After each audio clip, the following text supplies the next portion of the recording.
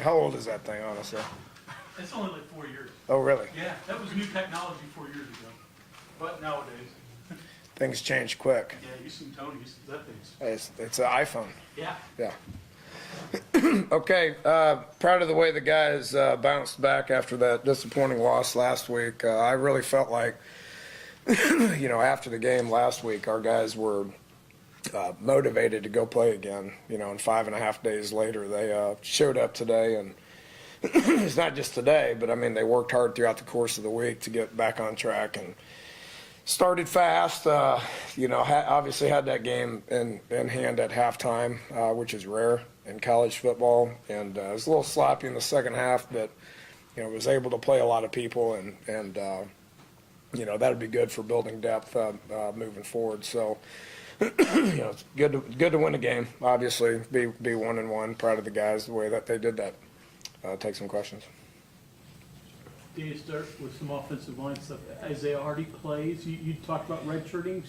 Wanted to, but you lose Grant, and he's not ready to play.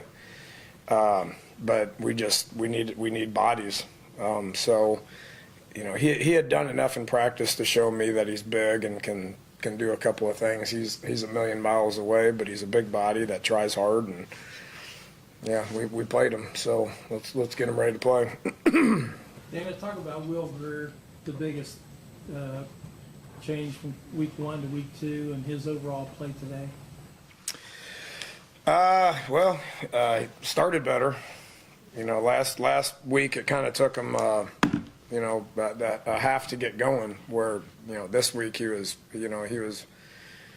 what looked to appear to be very comfortable from snap one. So started good, started better. I think that's going to continue to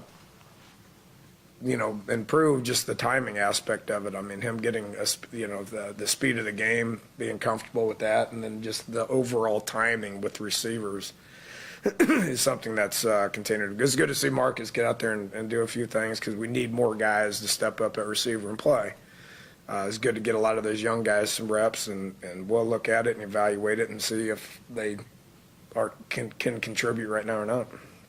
Is the bigger value of getting those guys reps just getting them out there so you can see what it's like, or having that on video for teaching? It's both. I mean, you don't know how guys are going to respond until they actually get out there and play. And liked what I saw out of Reggie. He's not scared. You don't really know until you look at it. But those guys got to continue to develop, and the timing aspect of it with Will is the most important thing. We knew him and Marcus were on the same page, but to see him hit that deep one was good. Coach, the play that Greer made in the second quarter, nearly throwing the touchdown pass as he was kind of falling down pretty much, does that at all add to his mystique, so to speak, or is that a play that you never want to see again? Well, I told him if he gets hit again, I think it was after that, I said, if you get hit again, I'm going to bench him. Because when we talked about this, we knew he carried the ball too much in the first game. We don't want him to get hit like that. We don't want him to carry the ball. He pulled one on a zone read, and I yelled at him for that too. This isn't a game where he needs to do that, but he's a football player and can keep things alive and make plays like that, which is fun to watch. We need to continue to keep him out of harm's way when we can. Are you happy with the run game now, or are you intrigued with it right now? Am I happy with it or what? Are you happy with it, or are you intrigued right now? You want to see more out of the run game going forward? We had another 100-yard rusher. I think we averaged 4 or 5 yards a carry, something like that. So I'm happy with it. I mean, we're throwing the ball more now. I mean, I've sat here and one of the reasons why I hired Jake is because I forgot how to throw it. Because as much as we've been running the ball over the last couple of years, but we're still going to run the ball. And Crawford had another 100-yard game. We got 4 backs that we feel okay about getting back there playing. So I like where it's at. They stacked the box. We probably could have thrown the ball every down, and the outcome would have been the same. You know, they knew they had to stop the run. They knew they had to put a lot of people up in there to do it. I mean, it looked like cover zero a lot. So, but we forced the run, you know, and we wanted to. And you know, there's going to be times where we're going to have to run the ball into a lot of numbers, and we got to be able to execute that. Thought we did an okay job of that today. Now, I know this is kind of conjecture, but do you feel if you had Sims last week that possibly the result might have been different? Probably. Just from the things he could do? Probably. He's a good player. You kind of want to play your good players. Yeah. There's a news flash. What about him, Dana, in the return game? Helps. Heading into the season, was that the plan? Coming into it? Yeah. Yeah. Yeah. Is it a concern right now, place kicker, or just a wait and see evaluation? You know, I mean, he's pretty daggum consistent inside the 40. You know, unfortunately, he missed 2 of them that were outside the 40. There's going to be times where we're going to need him to hit those. You know, if it's a game-winning thing, I'd like to think that we would do a better job of centering the ball with those deep kicks like that. The yardage didn't tell me to go for it. It was too long. They were both 4th and longs. You know, if those were 4th and shorts in that, you know, area of the field, I typically go for it. But I just didn't feel good doing it because they were 4th and long, and I figured we'd get him a little bit of work at it. But I know what he's capable of. Mike does a good job consistently inside the 40. So, you know, that's, you know, but if we're going to need a long one, that's kind of up to me to help center it.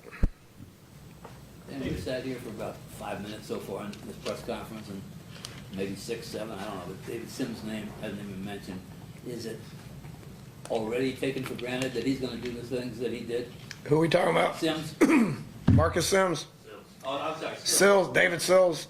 Yeah, he's Mr. Consistency. I mean, he's the same guy in practice than he is out there. I mean, the kid loves football, and yeah, it's obviously one of Will's main guys. You know, they knew where 12 was today, based on what he did last week. But you get, you know, another guy doing it, and Cron made some big catches, I thought, especially on 3rd down. And then you get Marcus being able to take the top off of it. You know, I knew those were our top 4 guys. What David brings to the table more than anything is a starting quarterback mentality in the huddle, and an extremely hard worker every single day. Danny Kaiser, 2 picks. What do you think his play overall besides just? Really good. Yeah, really good. I mean, he's a man amongst boys out there. He intercepted a pass in I think Tuesday's practice or Wednesday's practice, and I was like, geez, I didn't know you could catch. I mean, that the one white brother that is on defense because he can't catch. And he laughed, and then he had 2 good picks tonight. He's a good player. You mentioned wanting to limit the contact that Will took. Did you think about pulling him at halftime? No, I wanted to work on halftime stuff, you know, and I thought we were bad at it, so it was, I guess, the wrong approach. But, you know, wanted our guys to have to go in there and make adjustments and come back out and get ready to go, and then go out and have to play, restart your engine, so to speak. We wanted to practice that halftime thing. So I never thought we should pull them. I wanted everybody to go back out there and play at least a series or so. We didn't do a very good job of coming out after halftime and playing.